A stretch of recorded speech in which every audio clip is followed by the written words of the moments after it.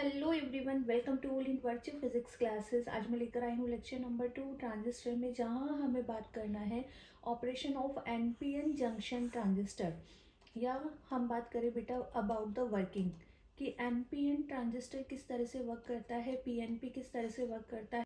दोनों ही तरह के ट्रांजिस्टर के बारे में हम यहाँ पे डिस्कस करने वाले हैं। इससे पहले लास्ट लेक्चर को जल्दी से रिकॉल कर लो। वहाँ पे हमने क्या देखा कि जो बाइपोलर जंक्शन ट्रांजिस्टर होते हैं वो 2 टाइप के होते हैं, N P and second is P N P.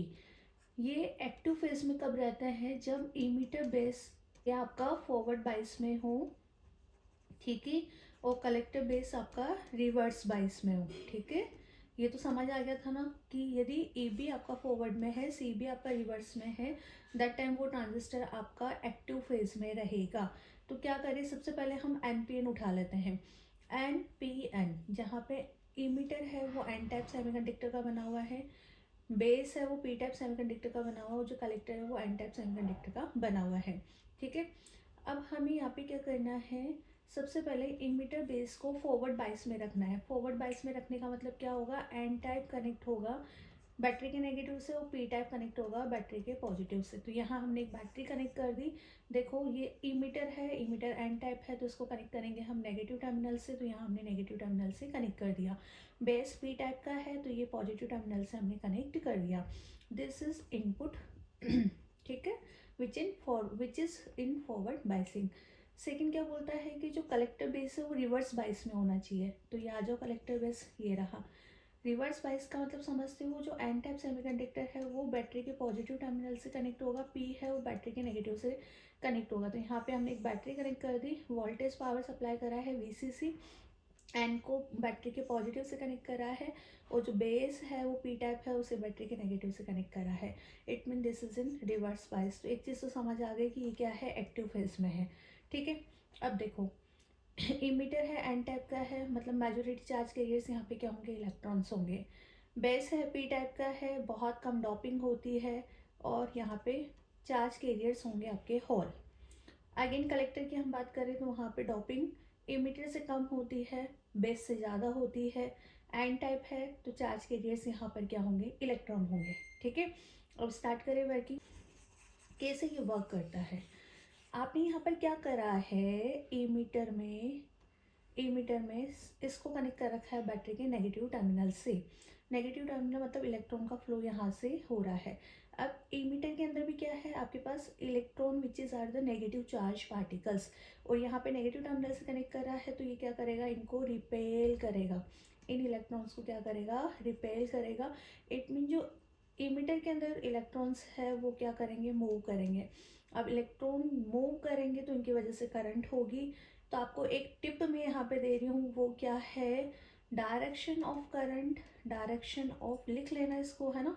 Direction of current हमेशा इलेक्ट्रॉन फ्लो के अपोजिट डायरेक्शन में होगा। ठीक है, अब यहाँ पे इलेक्ट्रॉन रिपेल करके किधर जा रहा है, इधर जा रहा है, तो इन इलेक्ट्रॉन की वजह से करंट होगी, उसका डायरेक्शन क्या होगा, इधर के साइड होगा। दैट्स वाई आपने यहाँ पे आई ई इस तरह से रिप्रेजेंट करा है। And this is current due to these charge particle, जो रिपेल हो रहे हैं, एमिटर के अंदर चार्ज पार्टिकल है, उनकी वजह से जो करंट है उसे हमने आई ई लिखा है, दिस इज एमिटर करंट। ठीक है, अब ये इलेक्ट्रॉन मूव करे, बेस के पास क्या है, होल है, और इमिटर के पास बहुत सारे इलेक्ट्रॉन है, बेस के पास कुछ ही होल्स है, क्योंकि बेस के अंदर डॉपिंग बहुत कम होती है। तो कुछ इलेक्ट्रॉन और होल मिलके डिफ्यूज हो जाएंगे, कंबाइंड हो जाएंगे। ठीक है, फिर इसके अंदर जो इलेक्ट्रॉन्स है, रिमेनिंग जो इलेक्ट्रॉन्स है वो तो मूव कर रहे हैं। ठीक है, कर रहे हैं। अब इधर देखो, यहाँ पे बैटरी का पॉजिटिव सिरा है, it mean this is act as an positive.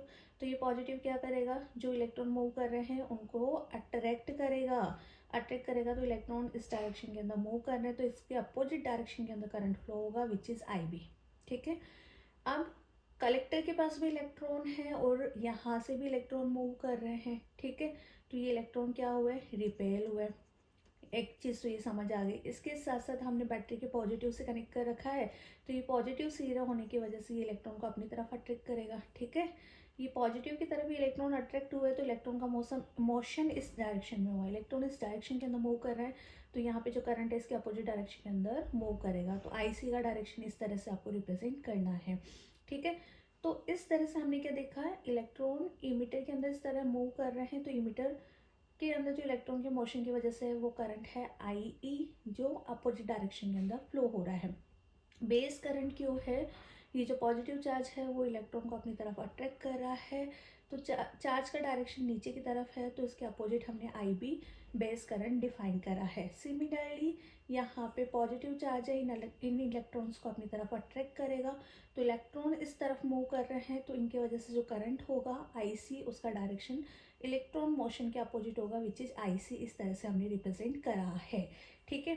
तो ओवरऑल कंक्लूजन यहाँ पर क्या निकल कर आ रहा है, जो फर्स्ट लॉ की बात कर रही हूँ मैं, according to Kirchhoff first law, इस वाले पॉइंट पर हम बात करें तो यहाँ पर देखो जो करंट है आई ई, उसका डायरेक्शन है इस तरह से, ये करंट आपका आ रहा है, इट मीन इस तरह से आपका है आई ई, ठीक है।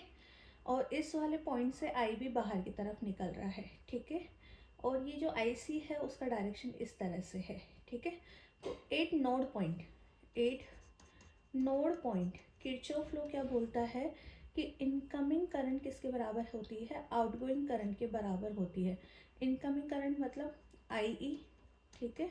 अब बाहर कौन कौन सी करंट का डायरेक्शन है, एक तो आई बी का है और एक आई सी का है, तो हम यहाँ से बोल सकते हैं ना कि I E equal to I B plus I C, ठीक है। ये यहाँ पे रिप्रेजेंट कर रहा है कि जो इमीटर करंट है वो सम ऑफ बेस करंट और कलेक्टर करंट के बराबर है। इट मीन जो कलेक्टर करंट है overall depends on emitter current, मतलब जो आपने इमीटर पे डॉपिंग करी है उस पर डिपेंड करता है, आप इसको इससे कंट्रोल कर सकते हैं। तो ये इक्वेशन आपको चेक करनी है वर्किंग प्रोसेस में, ठीक है। जिस तरह से एनपीएन ट्रांजिस्टर में देखा है उसी तरह से पीएनपी में देखो। हम इसमें टिप मैंने क्या दिया है, यहाँ पे टिप हमने ये बताया है कि जो डायरेक्शन ऑफ करंट है वो अपोजिट होता है इलेक्ट्रॉन फ्लो के डायरेक्शन के।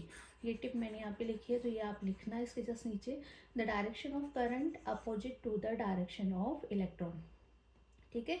अब पीएनपी में देखो जल्दी से एक बार, पीएनपी में भी एक टिप मैंने यहाँ पे पहले से ही लिख दी है कि यहाँ पर जो डायरेक्शन रहेगा करंट का, वो जिस डायरेक्शन में होल मूव करेंगे ना उसी डायरेक्शन में रहेगा, ठीक है।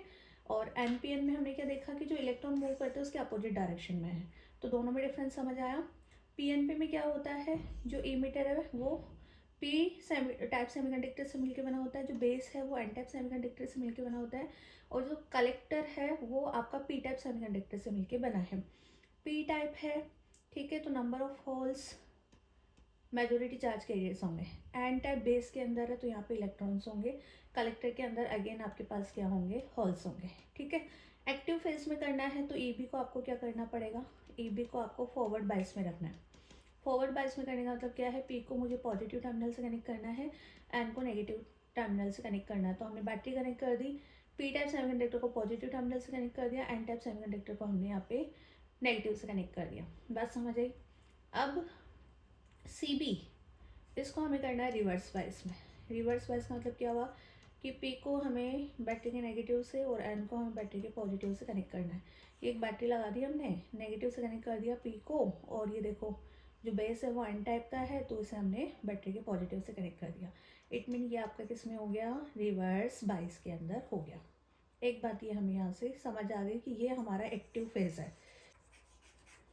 यहाँ देखना एक बार डायग्राम पे, सबसे पहले आपने यहाँ पे बैटरी कनेक्ट करी, बैटरी का पॉजिटिव टर्मिनल इसके पी टाइप से कनेक्ट है, ठीक है। यहाँ पे ऑलरेडी मेजॉरिटी चार्ज के लिए होल है, तो ये क्या करेगा, इनको रिपेल करेगा, तो होल्स इस डायरेक्शन के अंदर मूव करना शुरू करेंगे। होल्स मूव कर रहे हैं तो इनकी वजह से करंट होगी which is I E. Direction क्या होगा, जिस डायरेक्शन के अंदर होल्स मूव कर रहे हैं, मतलब होल ऊपर की तरफ मूव कर रहे हैं, तो हमने यहाँ पे डायरेक्शन आई ई इस तरह से लिखा है। अब ये होल्स इस बेस के इलेक्ट्रॉन से मिलके कंबाइंड हो जाएंगे और कुछ होल्स है वो आगे की तरफ मूव करेंगे, ठीक है। बेसिकली जो इलेक्ट्रॉन है वो होल के साथ मिक्स होकर न्यूट्रलाइज हो गए। अब यहाँ पे एन टाइप सेमीकंडक्टर है वो नेगेटिव से कनेक्ट है। अब ये नेगेटिव चार्ज क्या करेगा, इन होल्स को अपनी तरफ अट्रैक्ट करेगा, क्यों, होल्स पॉजिटिव चार्ज पार्टिकल होता है, तो होल्स इस डायरेक्शन में मूव कर रहे हैं तो करंट आई बी भी नीचे की तरफ रहेगा। अब कलेक्टर है उसमें अगेन आपके पास क्या है, होल्स है, और यहाँ से भी कुछ होल्स मूव कर रहे हैं, बट हमने कलेक्टर को बैटरी के नेगेटिव से कनेक्ट करा है, तो ये क्या करेगा, नेगेटिव इस कलेक्टर के पास जो होल्स है उनको अपनी तरफ अट्रैक्ट करेगा। तो होल्स किस डायरेक्शन में मूव करे, इस डायरेक्शन में। तो करंट आईसी कहाँ होगा, नीचे की तरफ होगा। तो इस तरह से हमने एमीटर करंट देख लिया, बेस करंट देख लिया और कलेक्टर करंट देख लिया, ठीक है। अब मैं इस पॉइंट की बात करूँ तो यहाँ पे हम नोड जंक्शन लो लगा सकते हैं। कैसे लगाए नोड जंक्शन लो? नोड जंक्शन लो कैसे, देखो ये पॉइंट है, यहाँ से करंट आई भी नीचे की तरफ आ रहा है, ठीक है। करंट आईसी भी इधर आ रहा है और करंट आईई बाहर की तरफ आ रहा है। तो नोड जंक्शन लो के अकॉर्डिंग जो आउटगोइंग करंट है वो किसके बराबर होगी, इनकमिंग के बराबर होगी, I B plus I C. It mean PNP transistor के अंदर भी इमिटर करंट किसके बराबर है, sum of the base current and collector current.